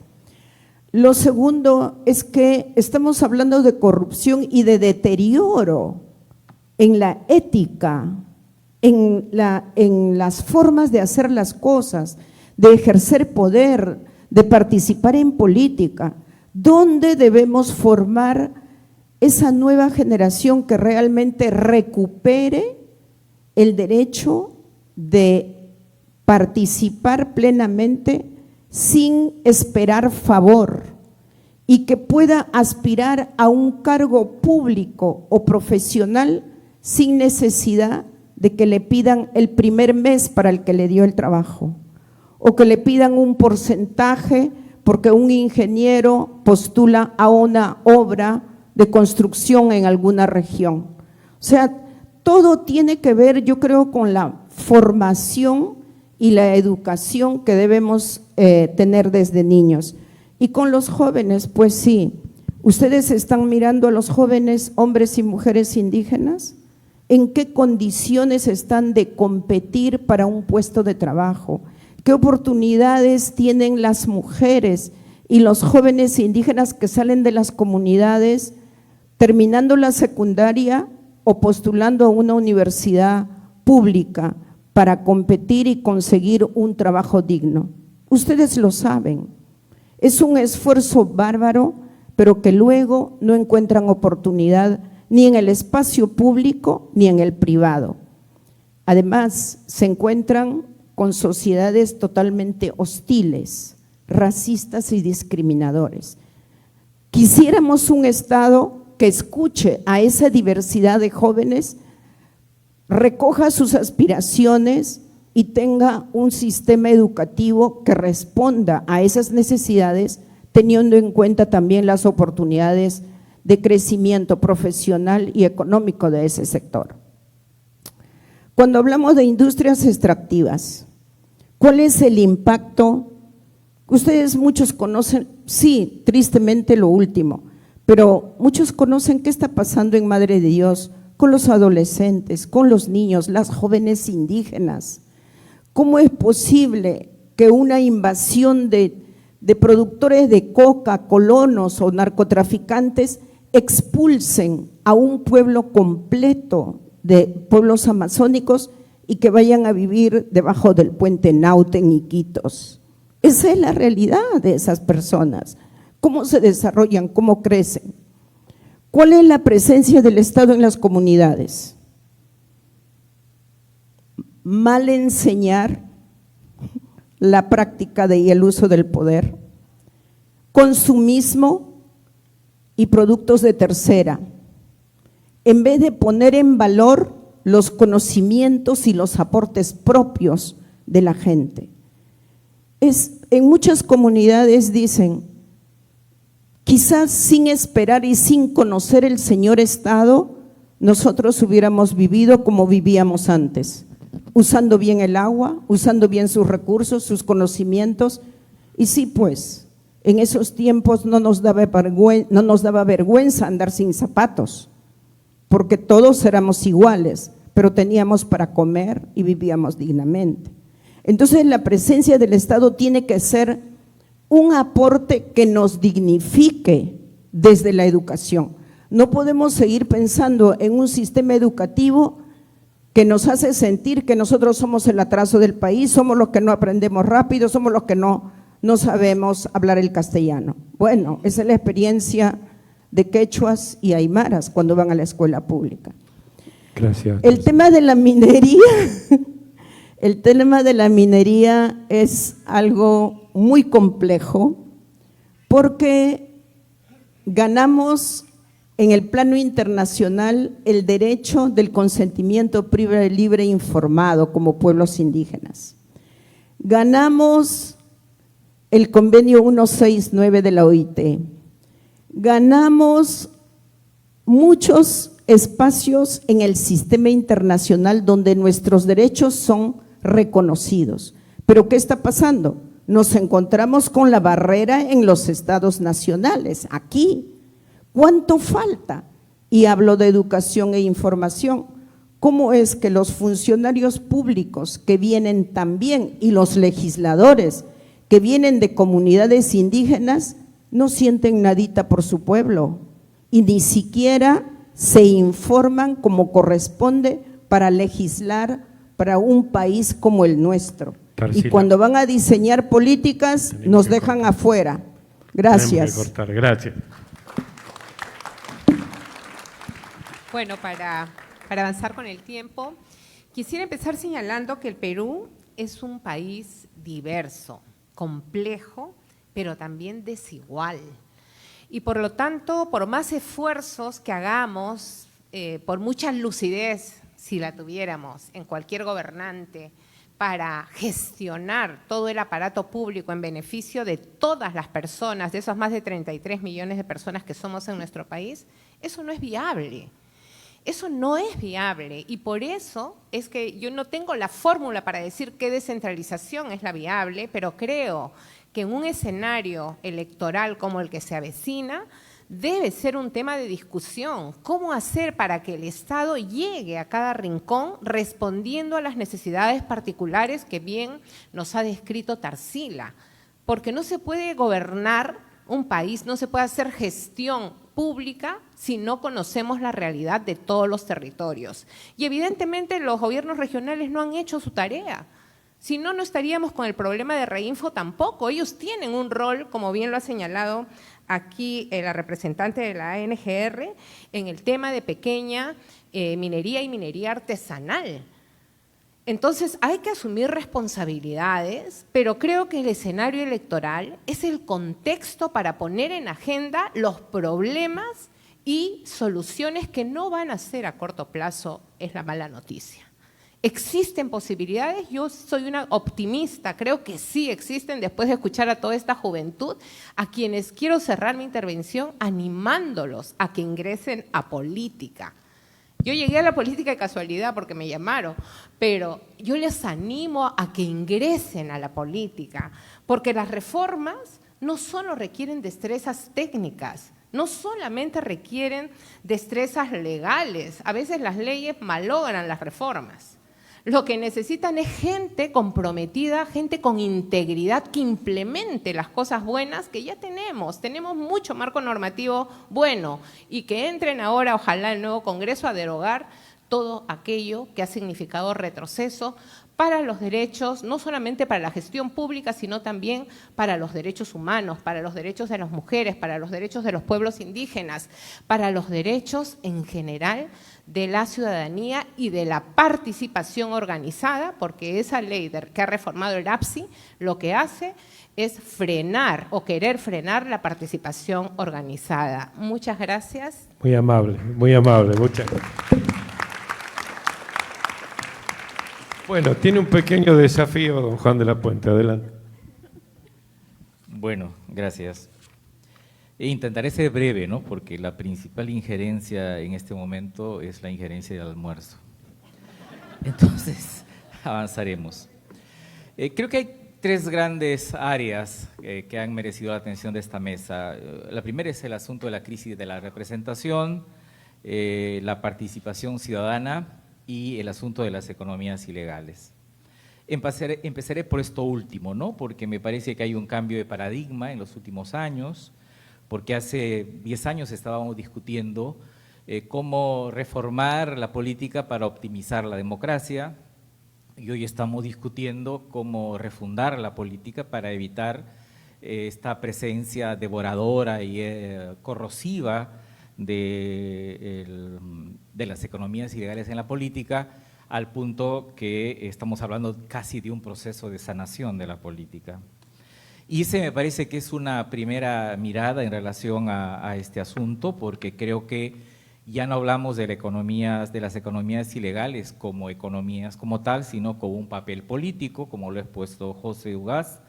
Este dato del 4% del PBI es un dato muy, muy interesante, 12.000 millones de dólares, mucho dinero para comprar, para hacer campañas, sobre todo de un esquema electoral que el que vivimos, donde hablamos de elecciones plutocráticas, es decir, el voto preferencial cada vez se eleva más, ¿no? Y una campaña de un partido promedio en Lima que hace 15 años para el voto preferencial podría costar $150.000, quizás ahora cueste $500.000. También hay un aporte en el sentido que hay un enfoque territorial, porque como se ha dicho, esta economía raya o / política ilegal está en el territorio nacional, pero hay espacios donde hay más posibilidades, ¿no? Donde hay estas economías ilegales se integran, esta integración vertical y se ayudan, probablemente tienen más posibilidades de impactar más en la política. Luego, la idea esta de infiltración es una idea básica que ha sido expuesta por varios, en el sentido que no se trata del ejercicio o de la aplicación de una ley para fundar un partido, sino se trata de un proceso mucho más complejo. De hecho, como dice José Ugaz, hay grupos que no merecen llamarse partidos, ¿no? Hay partidos donde incluso no hay expulsados, sino despedidos.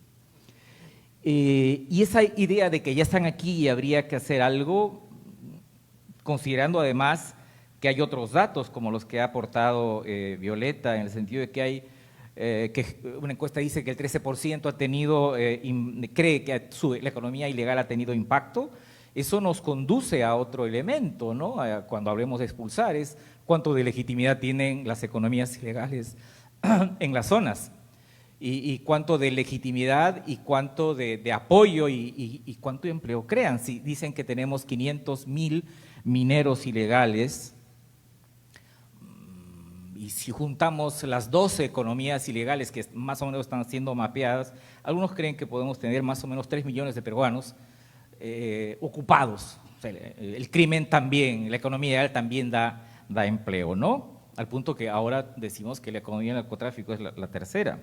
Esto me parece interesante. Entonces, en recetas, en propuestas, me parece que hay que reflexionar bastante con la idea, esta interacción entre infiltración y expulsión, lo cual plantea una acción política mucho más decidida y mucho más abierta frente a eso. Segundo, ver cómo opera esto en los territorios, y eso pasa por la propuesta de revisar la descentralización, revisar la corrupción en el nivel alto, pero también intermedio y bajo del Estado, lo cual pasa por recuperar el carácter técnico, profesional y la reforma de servir, la reforma de la Policía Nacional, y un aspecto que ahora me conecta con el segundo punto, que es entender la necesidad de la vigilancia también como una forma de participación.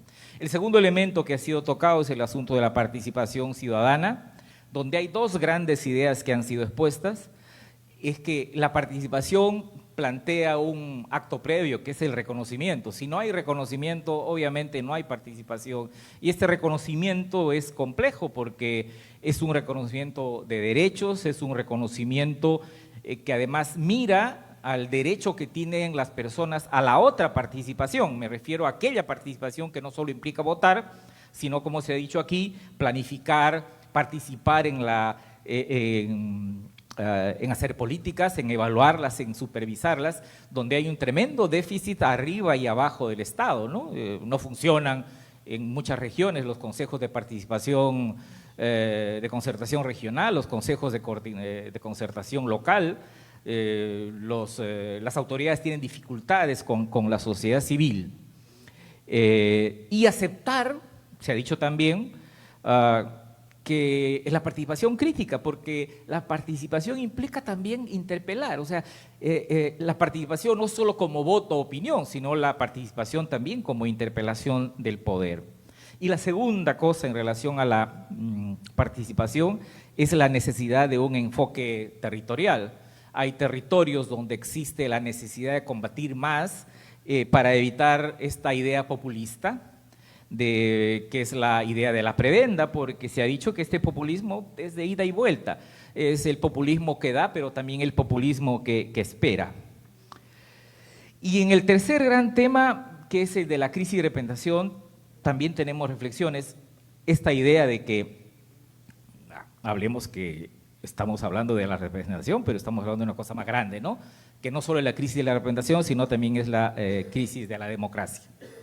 Y que es entonces un asunto mucho más grande, ¿no? O sea, no tenemos un asunto pequeño, tenemos un asunto muy grande. Sobre todo cuando hay elementos ya que nos hablan de, por ejemplo, un Estado en gran parte tomado, capturado, y la posibilidad que en un proceso electoral que viene, lo que se haga al margen de quienes sean elegidos, de lo que se trata es de la reelección de esto. Podemos llamar a esto que tenemos de cualquier modo, pero la principal tendencia que hoy existe en el Perú es a que se reelija esto, ¿no?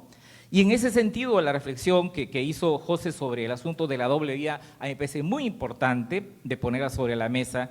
¿Por qué hay un problema en el Estado? Claro, por supuesto, es la abdicación del Estado de todas sus funciones, pero también hay una rebaja de adhesión social a la democracia. Y eso no solo tiene una implicación con el asunto de la educación, tiene mucho que ver también con el tipo de democracia que hemos tenido en los últimos 20 años. Probablemente la gente identifica el concepto de democracia con lo que estamos viviendo, pero si nosotros hacemos un mapa, una matriz, probablemente estas variables no pasan un examen democrático, ¿no? Por eso es que muy interesante, a pesar de que hay un riesgo generalista, esta clasificación que hace The Economist de países híbridos, y yo creo que habría que mirar en qué sentido somos híbridos, no solo probablemente en democracia, no democracia, sino híbridos en el sentido que tenemos un poder con un pie en la legalidad y otro en la ilegalidad. Y entonces sí, mirar el Estado, pero ojo, también hay que mirar a la sociedad, por no tener esa visión romántica sobre la sociedad, sino también hay cosas que hacer. Y finalmente, en este punto, hay que volver a la idea de la reforma. Es decir, la reforma electoral es una reforma que ha sido burlada, tenemos una contrarreforma electoral, pero en general ahí no hay que descubrir mucho, hay un paquete de reformas que se han planteado en los últimos años que deberían ser puestas sobre la mesa. Y en esa reforma el asunto de la transparencia, la educación y el control son fundamentales, porque esa transparencia de la que está hablando, hablan los jóvenes y están hablando aquí los ponentes, es una transparencia que cruza la sociedad como ley, como cultura, como demanda, como ofrecimiento. Uno de los jóvenes que planteó una propuesta muy interesante, que son los programas de cumplimiento de los partidos políticos que incluso se llevan a cabo en varios países de América. Y entonces, claro, a mí Yaneri Boye me ha interpelado sobre cuánto de esto es posible. Yo creo que si hablamos desde la esperanza, desde esta idea de la sanación, la idea de un multipropósito en el sentido de lo que expuso Max Hernández en la mañana, esto sí es posible, digamos, planteando un paradigma distinto de la democracia. Hay que competir contra el número, o sea, contra los números de las encuestas. Digamos, el camino probablemente sea un poco inclinado, pero a mí me parece que hay futuro y hay esperanza. Bueno, eso podría decirles. Gracias. Muchas gracias. Gracias, Juan.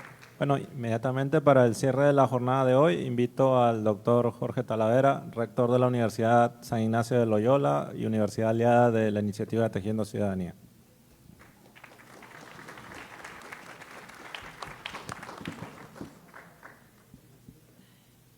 Buenas tardes, distinguidas autoridades del PNUD, el Grupo de la República, el IEP, la Red Científica Peruana, las universidades aliadas y la Unión Europea,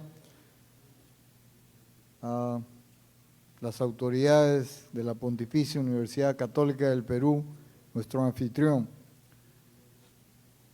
Voy a tratar de ser lo más breve posible, la verdad que bastante emocionado después de escuchar a los distinguidos panelistas y también a nuestras autoridades y sobre todo a los jóvenes. Ha sido una excelente reunión y muy buenas presentaciones, pero me ha preocupado un poquito la situación en que estamos actualmente. Es realmente preocupante. Creo que la presentación de José ha sido extraordinaria y me deja una serie de reflexiones. Quizá, por ser una persona mayorcita, probablemente soy el mayor en este grupo. No parezco, pero sí soy bastante mayor. Y me ha tocado vivir una época muy difícil. Creo que me tocó vivir la década perdida, en la cual el Perú estaba caracterizado por hiperinflación, inflación de un dígito diario, una deuda externa impagable, terrorismo que nos costó el equivalente a la deuda externa impagable, narcotráfico, drogas. Somos el primer país productor de cocaína. No solamente tenemos volumen, sino la mejor calidad de la cocaína. Entonces, no voy a seguir más, pero ¿qué es lo que queremos? Yo creo que después de escuchar y ver todo esto, lo que queremos es aprender. Queremos que la historia no se repita. Como dice ese famoso filósofo, creo que cantaba también, no tropezar con la misma piedra. Ya lo hemos vivido. Entonces creo que hay una relación muy importante para el país. ¿Qué queremos? Queremos desarrollo. y ahí las instituciones que están en el lado de la oferta, vale decir, las instituciones como las universidades, pues tienen un rol fundamental que cumplir. Si queremos que exista desarrollo, analicemos las claves para que se dé ese desarrollo. No me voy a extender porque sería una clase muy larga. Tiene que ver con el desarrollo sostenible, tiene que ver con la democracia, que es el fortalecimiento de las instituciones de la sociedad civil. Tenemos que contribuir a crecimiento económico. Si no hay crecimiento económico, no hay desarrollo. Esa es una condición necesaria, no suficiente. Podemos crecer y ha ocurrido que hemos crecido económicamente y no hemos tenido desarrollo. Tenemos otro factor importantísimo, el tema de la pobreza y la inclusión social que nos duele a todos los peruanos. Y así hay una serie de temas que tenemos que analizar y sobre todo lo que se ha discutido esta mañana y ahora al inicio de la tarde. Entonces, yo quiero dirigirme fundamentalmente a nuestros jóvenes. En esta sala, hoy día, hemos sido testigos de algo que el país necesita con urgencia: escuchar, un encuentro sincero y con construcción colectiva. Hoy cerramos este primer día de Tejiendo Ciudadanía con el convencimiento de que el diálogo, cuando se sostiene con apertura y con respeto, es capaz de tender puentes incluso en los territorios más fragmentados. Qué título tan acertado el que da nombre a este encuentro, Tejiendo Ciudadanía, porque si algo expresa esa imagen es el acto colectivo, paciente y esperanzador de construir un país más próspero. Jóvenes, docentes, universidades de diversas regiones han unido sus voces para escucharse, y eso en un país donde muchas veces prima la desconfianza, ya es un acto realmente valiente, porque dialogar no es solo intercambiar ideas, es abrirse al otro, es aceptar que la verdad se construye entre muchos y que nadie tiene todas las respuestas. Desde la universidad tenemos la responsabilidad de sostener ese espacio donde las diferencias se cotejan como parte de nuestra diversidad de pensamiento. La ciudadanía se cultiva en el tiempo, con paciencia, con ética, con voluntad de convivir. Y por eso saludo y agradezco profundamente esta iniciativa impulsada por el PNUD y con todo el grupo que lo está apoyando. El Perú necesita reconciliarse consigo mismo, y eso solo es posible cuando dejamos de hablar de trincheras para empezar a hablar de la realidad compartida, una realidad diversa, compleja, desafiante, pero también profundamente rica en humanidad. Desde la academia tenemos la responsabilidad de preservar ese espacio donde las ideas puedan debatirse con respeto, buscando siempre un bien mayor. Las universidades debemos seguir siendo foros de ciudadanía, centros de pensamiento crítico y sobre todo lugares donde se cultiva la formación y la confianza en el otro, pero también en el país que podemos ser. La ciudadanía, queridos jóvenes, no se hereda, se construye, y en esa construcción ustedes tienen un rol esencial, vital. Es verdad que no todo se puede cambiar de inmediato, pero también es cierto que los cambios duraderos empiezan por uno mismo. Lo vemos con claridad en el voluntariado, donde tantos jóvenes se movilizan para servir a los demás. Ahí se forma ciudadanía, ahí se fortalece el tejido social. Desde la UCIL, por ejemplo, hemos querido aportar a este esfuerzo, acogiendo uno de los talleres previos de esta serie de encuentros y promoviendo otros espacios de diálogo como UCIL Moon, Voices of the Future o la Cátedra Konrad Adenauer. Lo hacemos con el ánimo que inspira encuentros como este, abrir las puertas para que las ideas circulen y las generaciones se escuchen. Iba a mencionar que soy chiclayano, etc., etc., pero me voy a saltear esa parte. Ahora todos son chiclayanos, pues, ¿no? Casi como los arequipeños. Le preguntaron una vez a una distinguida persona, alguien le dijo, pero sus documentos dicen que usted no nació en Arequipa. Y la respuesta fue muy clara. Mire, los arequipeños nacen donde nos da la gana. Igual ocurre con los chiclayanos ahora. Yo soy chiclayano.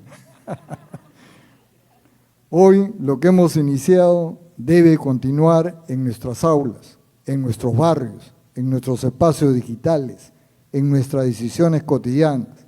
Sigamos tejiendo ciudadanía, sigamos creyendo en el poder del diálogo, sigamos apostando por un Perú donde las diferencias suman y donde la esperanza, especialmente con la juventud, no se rinde. Continuemos trabajando unidos para el bienestar de nuestra sociedad y muchas gracias por esta participación.